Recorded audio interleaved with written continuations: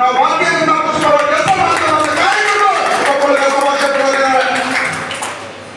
ನಾನು ಕೊಪ್ಪಳ ವಿಧಾನಸಭಾ ಕ್ಷೇತ್ರದ ಪ್ರಥಮ ಸಭೆ ಜೆಡಿಎಸ್ ಮತ್ತು ಬಿಜೆಪಿಯ ಸಮನ್ವಯ ಸಭೆ ಆದ ನಂತರ ಪ್ರಥಮ ಸಭೆ ಕೌನೂರಲ್ಲಿ ಆಯಿತು. ಕೌನೂರಲ್ಲಿ ಒಳ್ಳೆ ಈ ಕ್ಷೇತ್ರದ ಮೊದಲನೇ ಸಭೆ ಆಗಿದ್ದು ಕೌನೂರಲ್ಲಿ.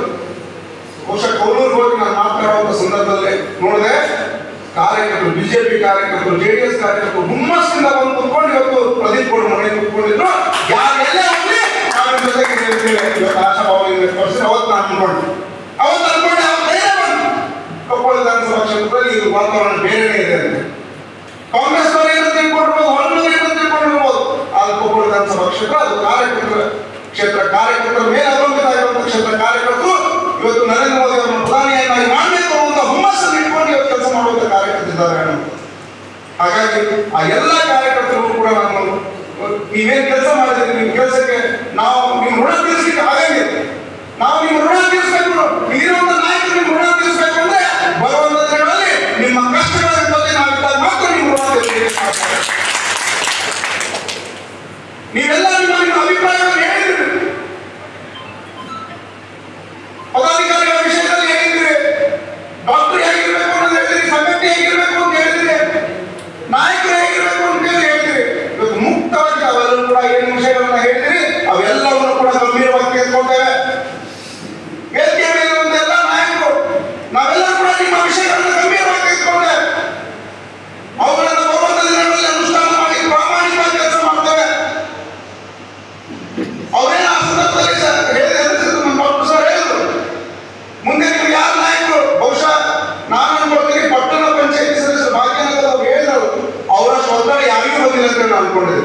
ಅವ್ರಿಗೆ ಅಷ್ಟೆಲ್ಲ ಆಸೆ ಆಮಿಷಗಳು, ನೀವು 9 ಮಂದಿ ಬಂದ್ಬಿಡ್ರಿ, ನೀವು ಏನ್ ಸಮಸ್ಯೆಗಳು ಎಲ್ಲ ಕ್ಲಿಯರ್ ಮಾಡ್ತೀವಿ, ನಿಮ್ಗೆ ಅನುದಾನ ಎಷ್ಟು ಬೇಕು ಕೊಡ್ತೇವೆ, ನಿಮ್ಗೆ ಹಣ ಎಷ್ಟು ಬೇಕು ಕೊಡ್ತೇವೆ, ನಿಮ್ಮ ವಾರ್ಡಲ್ಲಿ ಏನು ಸಮಸ್ಯೆ ಇದ್ದಾವೆ ಅನುದಾನ ಕೊಡ್ತೇವೆ ಅಂತ ಎಷ್ಟೇ ಆಮಿಷಗಳು ಹೊರಟಿದ್ರು ಕೂಡ ಇವತ್ತು ಅದಕ್ಕೆ ಯಾವುದಕ್ಕೂ ಕೂಡ ಕೇರ್ ಮಾಡಿದ್ರೆ ನಾವು ಭಾರತೀಯ ಜನತಾ ಪಕ್ಷದ ಪರ ಕೆಲಸ ಮಾಡ್ತೇವೆ ಅಂತ ಹೇಳಿದ್ರೆ ಅವ್ರಿಗೆಲ್ಲರೂ ಕೂಡ ಇವತ್ತು ಭಾಗ್ಯನಗರದ ವಿಷಯ ಬರುವಂತ ಸಂದರ್ಭ, ಭಾಗ್ಯನಗರ ವಿಷಯ ಇರ್ಬೋದು, ಕೊಪ್ಪಳ ನಗರ ಇರ್ಬೋದು, ಗ್ರಾಮೀಣ ಕಾರ್ಯಕರ್ತರ ವಿಷಯ ಬಂದಂತ ಸಂದರ್ಭದಲ್ಲಿ ಕಾರ್ಯಕರ್ತರು ಯಾವುದೇ ಒಬ್ಬ ಕಾರ್ಯಕರ್ತರಿಗೆ ಈ ಕ್ಷೇತ್ರದಲ್ಲಿ ಅನ್ಯಾಯ ಆಗುತ್ತಂದ್ರೆ ನನ್ನ ವೇದಿಕೆ ಮೇಲೆ ಇರುವಂತ ಎಲ್ಲಾ ಗಣ್ಯರು ನಾವು ಯಾರು ಕೂಡ ಅದನ್ನು ಸಹಿಸಿಕೊಳ್ಳೋದಿಲ್ಲ. ನಿಮ್ಮ ಜೊತೆ ಸದಾಕಾಲ ನಾವು ಇದೇ ಇರ್ತೇವೆ ಅನ್ನೋ ವಿಶ್ವಾಸ ನಾವು ಈ ಚುನಾವಣೆಯ ಪ್ರತಿಕಾರವನ್ನು ತೀರಿಸಿಕೊಳ್ಬೇಕು ಅಂದ್ರೆ ನಮ್ಮ ಸಂಘಟನೆ ಗಟ್ಟಿ ಆಗಬೇಕು. ನಮ್ಮ ಸಂಘಟನೆ ಗಟ್ಟಿಯಾದ ಮಾತ್ರ ಈ ಚುನಾವಣೆಯ ಸೋಲಿನ ಪ್ರತಿಕಾರವನ್ನು ತೀರಿಸಿಕೊಳ್ಳಿಕ್ಕೆ ಸಾಧ್ಯ ಆಗಬೇಕು. ನಾವು ಸಂಘಟನೆ ಗಟ್ಟಿ ಮಾಡಬೇಕಂದ್ರೆ ನಾವು 24 ತಾಸು ನಾವು ಈ ಪಕ್ಷದ ಕಾರ್ಯಚಟುವಟಿಕೆಗಳಲ್ಲಿ ನಾವು ತೊಡಗಿಸ್ಕೊಳ್ಬೇಕಾಗುತ್ತೆ. ಪದಾಧಿಕಾರಿಗಳಿರ್ಬೋದು, ಕಾರ್ಯಕರ್ತರಿರ್ಬೋದು, ಇವತ್ತು ನೀವು ಯಾರು ಕೂಡ ನನಗೆ ಆ ಜವಾಬ್ದಾರಿ ಕೊಟ್ಟಲಿ ಈ ಜವಾಬ್ದಾರಿ ಕೊಟ್ಟಲಿ ಅಂತ ದಯಮಾಡಿ ಯಾರು ಕೂಡ ಆಗಲಿ ಅಂತ ಭಾವಿಸ್ಬೇಕು. ನಾವೆಲ್ಲರೂ ಕೂಡ ಕಾರ್ಯಕರ್ತರ ಜವಾಬ್ದಾರಿ ಒಂದು ನೇಮಕ್ಕೆ ಮಾತ್ರ. ಅದೆಲ್ಲರೂ ಕೂಡ ಡಾಕ್ಟರ್ಸ್ ಕೂಡ ಹೇಳಿದರು, ನಾನು ಕೂಡ ಒಬ್ಬ ಕಾರ್ಯಕರ್ತನ ಕೆಲಸ ಮಾಡ್ತೇನೆ ಅಂತ ಹೇಳಿ. ಹಾಗಾಗಿ ನಾವ್ಯಾರು ಕೂಡ ಅನ್ಯತಾ ಭಾವಿಸ್ತೇನೆ. ಪದಾಧಿಕಾರಿಗಳು ಯಾರು ಜವಾಬ್ದಾರಿಯನ್ನು ತೆಗೆದುಕೊಂಡಿದ್ವಿ ನೀವು ಆ ಜವಾಬ್ದಾರಿಗೆ ತಕ್ಕಂತೆ ಕೆಲಸವನ್ನು ನಿರ್ವಹಿಸಬೇಕು. ಯಾರಿಗೆ ನಾನು ಇಲ್ಲಪ್ಪ ನನ್ನ ಕೈಯಲ್ಲಿ ಕೆಲಸ ಮಾಡೋಕ್ಕಾಗಿಲ್ಲ.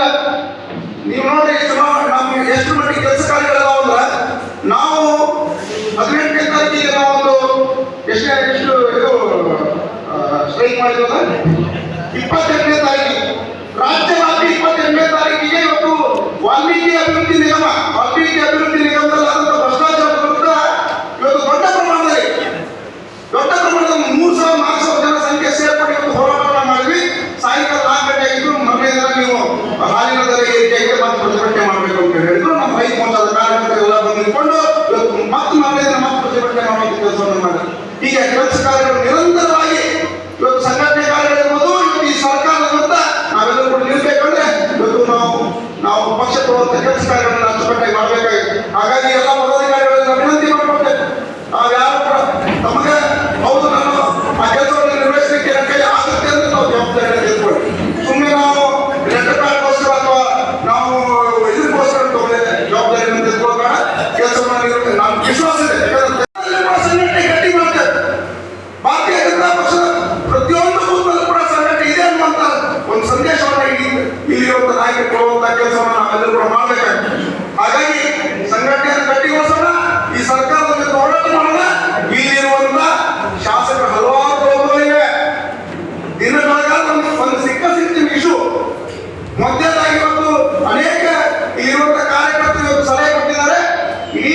ನಮ್ಮ ಜಿಲ್ಲೆಯಲ್ಲಿ ರಸ್ತೆಗಳು ಎಲ್ಲರೂ ಹಂಗಿರ್ತಾವ ಅಂದ್ರೆ ಅದು ತಪ್ಪಿದಂತ ಪಕ್ಷ. ಮೊದಲೇ ಹೋರಾಟ ಯಾವ್ದಾದ್ರು ಈ ಕ್ಷೇತ್ರದಾಗ ಆಗ್ಬೇಕಂದ್ರೆ ಅದು ನಮ್ಮ ರಸ್ತೆಗಳ ಅಭಿವೃದ್ಧಿಗೋಸ್ಕರ ದಯಮಾಡಿ ಶ್ರೀ ಚಂದ್ರಶೇಖರ್ ಅವರು, ಡಾಕ್ಟರ್ ಬಸವರಾಜರು, ವೇದಿಕೆಗಳಿಂದ ಎಲ್ಲ ಗಣ್ಯರು ನಾವೆಲ್ಲ ಕೂಡ ತಯಾರಾಗಿ ಇಂಥ ಹಲವಾರು ಸಮಸ್ಯೆಗಳು ಇವತ್ತು ನಮ್ಮ ಅವಧಿಯಲ್ಲಿ ಏನು ಇವತ್ತು ವಿಮಾನದಿಂದ ಆಗ್ಬೇಕು, ಒಳಗಡೆ ವಿಮಾನದಿಂದ ಆಗ್ಬೇಕು ಅಂತ ಹೇಳಿ 39 ಕೋಟಿ ರೂಪಾಯಿ ಅನುದಾನವನ್ನ ಇವತ್ತು ಬೊಮ್ಮಾಯಿ ಸಾಹೇಬ್ ನಿಗದಿ ಮಾಡಿದ್ರು. ಅದನ್ನ ಡೈವರ್ಟ್ ಮಾಡುವಂತ ಕೆಲಸವನ್ನ ಇರುವಂತಹ ಶಾಸಕರು ಮಾಡ್ತಾ ಇದ್ದಾರೆ. ಅದನ್ನ ಡೈವರ್ಟ್ ಮಾಡಿ ಬೇರೆ ಕೆಲಸಗಳಾಗಬೇಕು ಅಂತ ಹೇಳಿ ಇವತ್ತು ಕೇಂದ್ರ ಸರ್ಕಾರದ ಯೋಜನೆಗಳನ್ನ ಇವತ್ತು ಅದಕ್ಕೆ ಹಿನ್ನಡೆ ಆಗುವಂತ ಕೆಲಸವನ್ನು ಇವತ್ತು ಮಾಡ್ತಾರೆ.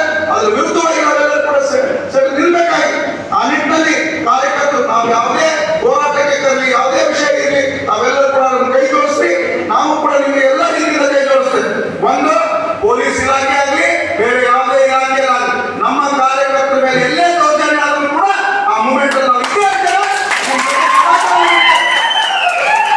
ಆ ದೌರ್ಜನ್ಯವನ್ನು ನಾವು ಯಾರು ಕೂಡ ಸಹಿಸಂಗಿಲ್ಲ. ಯಾಕಂದ್ರೆ ಈ ಶಿಬಿರವನ್ನು ಬಂದಂತ ಇವತ್ತು ಗೆದ್ದುಬಿಟ್ಟಿದ್ದಾರೆ. ಗೆಲ್ಲುವುದಕ್ಕಿಂತ ಮುಂಚೆ ಇವತ್ತು ಚುನಾವಣೆ ಸಂದರ್ಭದಲ್ಲಿ ಅನೇಕ ಸಲ ಹೆದರಿಸಿದ ನಮ್ಮ ಕಾರ್ಯಕರ್ತರಿಗೆ ಚುನಾವಣೆ ನಂತರ ಮತ್ತೆ ಅದು ಕಾರ್ಯಕ್ರಮ ಆಗುತ್ತೆ. ಅದಾಗಿದೆ. ಆದ್ರೆ ಅದಕ್ಕೆ ಕಡಿವಾಣ ಹಾಕುವಂತ ಕೆಲಸವನ್ನ, ಅದರ ವಿರುದ್ಧ ನಿಲ್ಲುವಂತ ಕೆಲಸವನ್ನ ನಾವೆಲ್ಲರೂ ಕೂಡ ಮಾಡ್ತೇವೆ. ನಾವೆಲ್ಲರೂ ಕೂಡ ಸಹಕಾರವನ್ನ ನೀಡಬೇಕು ಅನ್ನುವಂತ ವಿನಂತಿಯನ್ನ ಮಾಡಿ ಬರುವ ಎಲ್ಲಾ ಚುನಾವಣೆಗಳು, ಬರುವ ತಾಲೂಕು ಪಂಚಾಯತಿ, ಜಿಲ್ಲಾ ಪಂಚಾಯತಿ ಇರ್ಬೋದು, ಪಟ್ಟಣ ಪಂಚಾಯತಿ ಅಧ್ಯಕ್ಷ ಚುನಾವಣೆ ಇರ್ಬೋದು, ನಗರಸಭೆ ಚುನಾವಣೆ, ಇವೆಲ್ಲ ಚುನಾವಣೆಗಳನ್ನ ನಾವು ಸಮರ್ಥವಾಗಿ ಎದುರಿಸಬೇಕಂದ್ರೆ ಸಂಘಟನೆ ಗಟ್ಟಿಗೊಳಿಸುವಂತ ಕೆಲಸವನ್ನ ನಾವು ನೀವೆಲ್ಲರೂ ಕೂಡ ಮಾಡೋಣ. ಮತ್ತೊಮ್ಮೆ ನಾವೆಲ್ಲರೂ ಕೂಡ ಅತ್ಯಂತ ಪ್ರೀತಿ ವಿಶ್ವಾಸದಿಂದ ಬಂದು ಇವತ್ತು ಇಷ್ಟೆಲ್ಲ 2.5 ತಾಸು ಆಯ್ತು ಇಲ್ಲಿರುವಂತ ನಾಯಕರು ಮಾತಾಡಕ್ಕೆ 2.5 ತಾಸು ಮೇಲೆ ಆಯ್ತು. ತಾವೆಲ್ಲರೂ ಕೂಡ ಸೂಕ್ಷ್ಮವಾಗಿ ಕೂತ್ಕೊಂಡು ಎಲ್ಲರೂ ಆಲಿಸ್ತಾ ಇದ್ದೀರಿ ಅಂದ್ರೆ ನಿಮ್ಮ ಹುಮ್ಮಸ್ಸು, ನಿಮ್ಮ ಪ್ರೀತಿ, ನಿಮ್ಮ ವಿಶ್ವಾಸ ಅದು ಇವತ್ತು ನಿಮ್ಮೆಲ್ಲರೂ ಕೂಡ